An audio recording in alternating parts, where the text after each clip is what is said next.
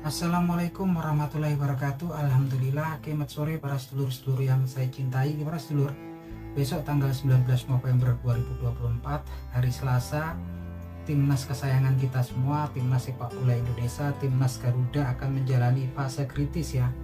Dalam perjalanannya mengarungi grup C kualifikasi pra Piala Dunia 2026, teman-teman. Saat besok kita akan menjamu timnas Elang Hijau atau timnas Saudi Arabia yang saat ini di bawah asuhan pelatih barunya Hev Reinhardt. Ini memang tampilnya belakangan ini, di beberapa match belakangan ini kemarin kita bisa lihat ketika mereka tandang ke kandangnya Australia di Melbourne, ini mereka menekan ya, saling gempur habis-habisan, dan memang permainannya lebih terengginas gitu kan, lebih bagus ini taktik dan strateginya. Terus pemain-pemain mudanya Saudi Arabia itu kemarin pressingnya itu mirip-mirip tipikal pasukannya Hajime Moriyasu atau Blue Samurai atau timnas Jepang. Jadi ketika timnas Australia kemarin itu berusaha mengembangkan permainan dari kaki ke kaki, dari kiper oper bola ke fullback atau center back, pemain-pemain penyerang dan pemain tengah dari Saudi Arabia itu langsung pressing ketat gitu kan, langsung kejar terus gitu kan. Dan ini memang ketat banget ya permainannya, dan kemarin bahkan sempat mau unggul tuh timnas Saudi Arabia, hampir menang dia memang, karena kemudian golnya itu kemarin dianulir oleh wasit karena kemudian dianggap Ali Al-Bulyaihi itu sempat offset ya sebelum gol terjadi. Yang jelas dengan pelatihnya yang baru Hev Reinhardt saat ini ya, pelatih dari berkebangsaan Prancis yang dulu sebelumnya juga pernah memimpin timnas Saudi Arabia gitu kan ketika putaran final Piala Dunia di Qatar, yang mana di fase grup Saudi Arabia waktu itu mengalahkan Argentina 1-0 teman-teman, yang akhirnya juga Argentina yang jadi juara ya teman-teman. Cuman ini nunjukkan ya pelatih Hev Reinhardt ini nggak sembarangan, walaupun kemudian dia mengundurkan diri karena pelatih timnas wanita daripada Prancis ya teman-teman, ini berkebangsaan Prancis. Nah saat ini pasca Roberto Mancini dianggap gagal, pelatih ini dipanggil lagi oleh Federasi Sepak Bola Saudi Arabia. Yang jelas saat ini Saudi Arabia lagi on fire. Nah sedangkan timnas kita saat ini sepertinya mentalnya juga suka nggak suka pastinya turun, habis kemudian kemarin juga kalah tanpa balas 0-4 dari timnas Jepang atau Blue Samurai gitu kan. Terlepas itu juga ada sebetulnya kejadian-kejadian yang sebetulnya menjadi pertanyaan oleh para netizen ataupun pecandu sepak bola di Indonesia. Bukan masalah kalah menangnya ya, kalau masalah kalah menangnya saya ini salah seorang fans berat timnas sepak bola Indonesia dari tahun 80-an. Ketika saya SD itu udah sering dulu nonton zamannya Bambang Nurdiansah, kemudian zamannya Ruli Nere gitu kan, Ajat Sudrajat kesininya, kemudian zamannya Rocky Putirai. Dulu udah sering timnas kita bahkan untuk Asia Tenggara aja sering kalah, ataupun jumpa Malaysia ataupun Thailand tuh udah sering kalah pada masanya. Nah, kalau yang sekarang ini kan memang kualitasnya juga yang terbaik ya dari sebelum-sebelumnya saya pikir. Tapi yang perlu dipertanyakan kemarin salah satunya adalah seorang pemain yang sangat menurut saya tragis gitu kan. Pemain yang memang didatangkan dengan ekspres dengan cepat ke Indonesia, yaitu Eliano Reinders, yang kemudian nggak pernah dipakai ya oleh STY ya. Pasca dia sempat dipakai waktu itu ketika jumpa Bahrain ya di menit 47 sebagai pemain pengganti, dipasang sebagai fullback kanan Indonesia. Yang jelas ketika jumpa China, terakhir jumpa Jepang, dia nggak pernah masuk list 23 pemain yang sekedar cadangan aja nggak masuk. Pertama ketika jumpa China dia alasannya adalah karena masalah strategi katanya si STY. Kedua kemarin yang lebih menyakitkan lagi, diberitakan bahwasannya Eliano Reinders ini nggak cukup baik gitu kan untuk timnas kita. Kalau nggak cukup baik ini apa lagi gitu kan, kenapa dia dinaturalisasi, kenapa dia diproses jadi WNI, kan kasihan gitu kan. Bahkan kakak keluarganya, kakaknya sendiri Tijani Reinders pastinya juga akan kecewa berat ya. Kenapa gitu kan, kalau kemudian dia memang nggak cukup baik untuk timnas Indonesia, kenapa dia kemudian seperti diterlantarkan sampai ke sini terus gak digunain? Ini kan mengecewakan ya, bikin malu PSSI yang memang sudah bekerja keras untuk mendatangkan Eliano Reinders.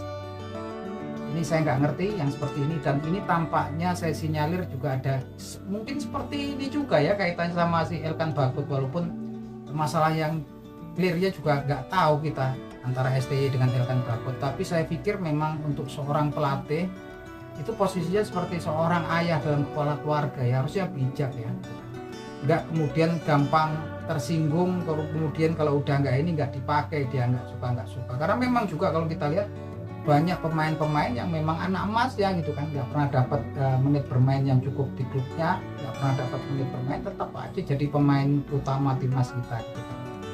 Oke, terlepas dari itu, oke, yang jelas timnas kita posisinya ya pastinya suka nggak suka mentalnya juga kena lah gitu kan, habis kalah kemudian 0-4 dan kemudian di gamenya juga di menit kedua nyaris itu kemarin ball possessionnya Jepang itu sampai 65% ya rasanya. Oke, terlepas Jepang itu memang rankingnya ranking 15, dia raksasanya Asia nomor 1 di Asia, bahkan tim-tim kelas dunia seperti Spanyol, Jerman pun juga takluk sama Jepang gitu. Lepas dari itu memang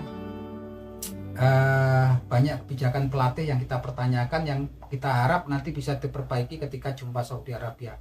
Walaupun mungkin juga berat ketika jumpa Saudi Arabia yang saat ini gitu kan, tapi saya pikir kalau kemudian memang tim itu betul-betul harmoni gitu kan, pastinya nggak ada yang nggak bisa gitu kan. Saya juga kurang setuju kalau bilang kemudian wah ini ketemu Jepang kalah semua segala sisinya. Oke, cuman kalau kita bilang kalah ngapain kemudian kita ikut pertandingan gitu kan, yang penting berusaha dulu. Dan saya berharap besok formasinya lah yang terbaik untuk timnas kita, apalagi udah ada Kevin Dijk ya gitu kan, artinya memang di belakang kalau Kevin Dijk saya lihat kemarin dari gamenya memang lebih bagus, dia memang sebagai wingback kanan ya, dia kayak cepat pergerakannya antara maju terus dia cepat juga turun untuk bantu ke bawah gitu kan. Saya pikir Eliano Reinders besok saatnya kemudian untuk dipasang sebagai starter winger kiri ya teman-teman. Yang jelas winger-winger kita yang ada saat ini kayaknya masih belum bisa memberikan peran yang signifikan untuk memanjakan striker. Begitu juga lapangan tengah. Tapi besok kita bisa lihat bahwasanya Ivar Jenner, sekalipun dia masih pemain Jong Utrecht, dia bagus banget dalam menyerang, dia bagus. Kalau kehilangan bola dia membantu pertahanan bagus. Dan saya pikir kalau kemudian untuk striker ataupun penyerang sepertinya harus nyimpen tenaga gitu kan, jangan kemudian membantu pertahanan untuk kalau kita mau menang gitu kan. Tetap gak ada pilihan kalau saya pikir tetap Rafael Struijk gitu kan. Dan saya pikir Eliano Reinders winger kiri, kanan Ratnar Oratmangun wingernya gitu kan, atau Yakub Sayuri. Jelas ada di tengah ada Nathan Joaon, kemudian si Tom Hai lagi-lagi, dan Ivar Jenner. Ini memang rangkainya yang terbaik saat ini itu ya. Di belakang ya seperti biasa Rizky Ridho, Jay Izes, kemudian ada Jordi Amat, cuman mungkin Jordi Amat nggak tahu mau dipasang atau enggak. Yang jelas yang bagus ya pilihannya ya Justin Hubner, defender kiri, kemudian Rizky Ridho dan Jay Izes gitu kan. Walaupun kemarin sempat gol bunuh diri ya, tapi kalaupun dia nggak bunuh diri pun kemarin sepertinya Koki Kagawa gitu sudah siap ceplosin bola juga. Di left back kiri atau wing back kiri ya ada Kevin Waldron saya rasa. Nah ini memang formasi timnas kita ya. Dan saya pikir memang kalau strateginya besok antara counter attack, kalau menurut saya yang paling aman ya pastinya counter attack. Karena Saudi Arabia ini secara fisik kayaknya bagus-bagus nih pemainnya, dan sekarang permainannya itu pressingnya bagus banget sekarang. Nah yang memang lagi-lagi kita lihat kan ketika seperti jumpa Jepang, jumpa Australia, itu barisan belakang kita kan memang sepertinya belum siap ya kalau kemudian dapat high pressing dari pemain-pemain tengah ataupun penyerang lawan ya gitu kan. Seperti ketika bola dari kiper Martin pas nanti ke Jay Izes ataupun kemudian ke Sandy Walsh, itu biasanya langsung di pressing, dikerubut sama pemain. Kalau dulu kemarin kan pemain-pemain Jepang seperti Kaoru Mitoma, Takumi Minamino itu sepertinya memang sudah cepet banget mereka akan ngeroyok, ngerubut, ngepung gitu. Akhirnya bola long ball gitu. Udah long ball, untung-untungan dapat mereka asisnya, passingnya juga luar biasa bagus. Ini memang dilema ya, memang permainannya saat ini tim-tim seperti Australia, kemudian Jepang sama Saudi Arabia ini mereka menerapkan pola-pola kayak tim-tim di Liga Inggris seperti Manchester City, Arsenal sama Liverpool. Jadi ketika bola itu kayaknya nggak dapat kesempatan dari kiper oper ke back, mau build up, mau bangun dari bawah, sudah diporak-porandain, di pressing sama penyerang lawan ya gitu kan, digeber terus, dan ini membutuhkan stamina dan daya tahan yang kuat ya pola main seperti itu. Tapi saya rasa memang pengalaman ketika jumpa kemarin Australia, Saudi Arabia di kandang Saudi Arabia, terakhir jumpa sama Jepang, ini bisa memberikan pembelajaran yang cukup ya. Dan saya yakin kalau timnas kita ini pemainnya saat ini ya imbang mudahan sebetulnya. Kalau sama Saudi Arabia udah imbang rame. Pemain Saudi Arabia kan walaupun hebat dia masih di liga lokalan kebanyakan kan. Walaupun liga lokalannya juga nggak sembarangan, di situ ada seperti pemain sekelas Sadio Mane, kemudian ada CR7 gitu. Tapi saya yakin pemain-pemain yang ada di kita sekarang, pemain diasporanya juga udah imbang lah sebetulnya ya. Ya tinggal besok memang konsistensi daripada pelatih STY mau ngapa gitu pergerakannya STY.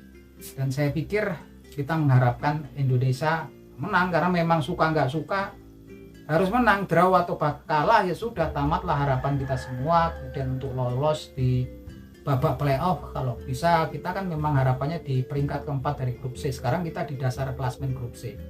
Saya rasa kalaupun berat lawan Arab Saudi, kemungkinan untuk menang itu ada ya teman-teman. Dan memang besok partainya saya yakin matchnya seru, karena Saudi Arabia juga mau nggak mau pasti dikeber kemudian untuk kemudian lolosnya secara langsung. Pastinya nggak mau lah pasti Federasi Sepak Bola Saudi Arabia lolosnya lewat playoff.